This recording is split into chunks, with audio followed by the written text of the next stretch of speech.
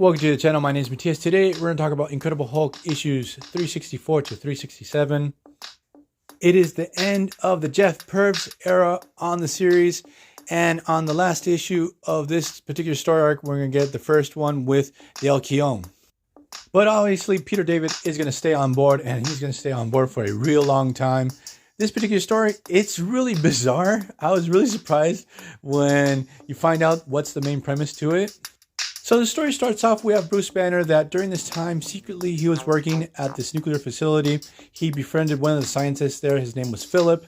We have Philip telling Bruce Banner how much he admires his work and that he wasn't going to blow his cover because during this time he was posing as a janitor and he was working with a fake name. So out of nowhere, we have Abomination attacking this nuclear facility. He's aware that Bruce Banner's there. He searches him out. The thing is that Abomination wants to deal with the Hulk, not with Bruce Banner. He can't get him to change into Hulk in the first place. So what he does, he throws him into a nuclear reactor. So now we have Mr. Fix-It. He's really pissed off with this whole situation. We get a pretty fun battle between both characters. And the way Mr. Fix-It defeats Abomination is freaking brutal. He starts pouring radioactive waste onto him and he starts melting away.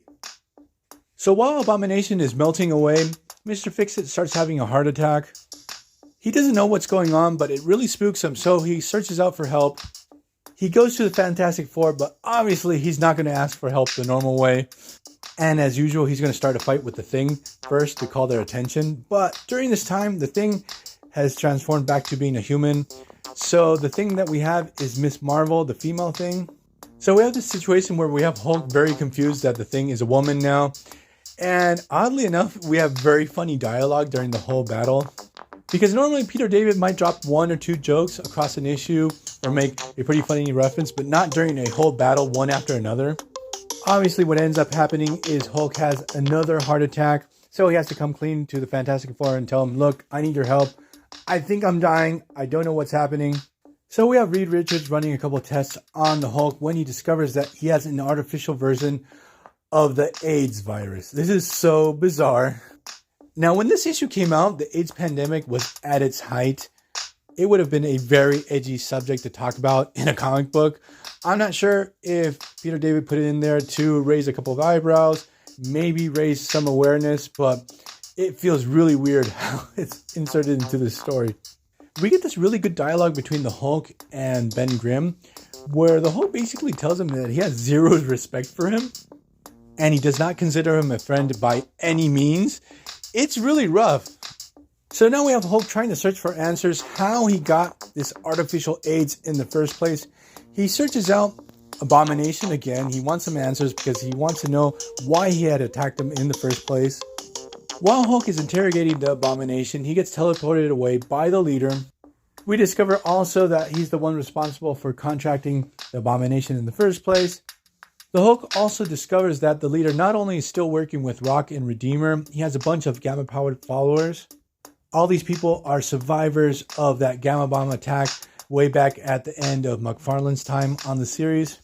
So the leader tells the Hulk that the one responsible for the Hulk getting AIDS in the first place is this character. His name is the Madman.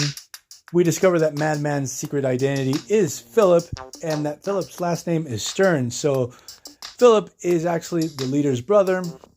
So the leader explains to the Hulk that Philip and Bruce Banner were classmates back in university, that Philip really hates Bruce Banner because he was the best student getting all the recognition while he didn't receive any.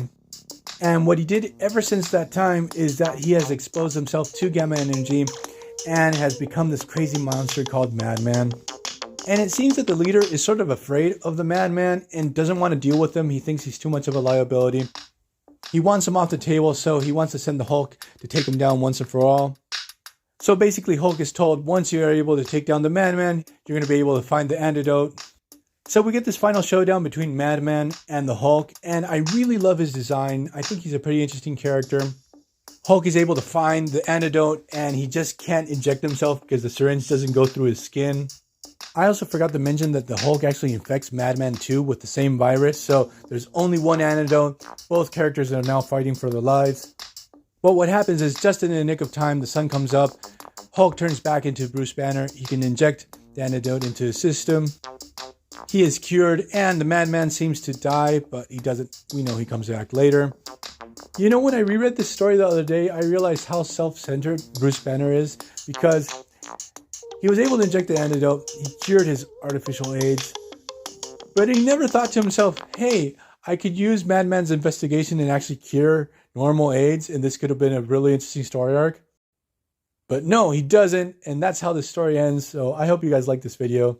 See you guys next time. Bye.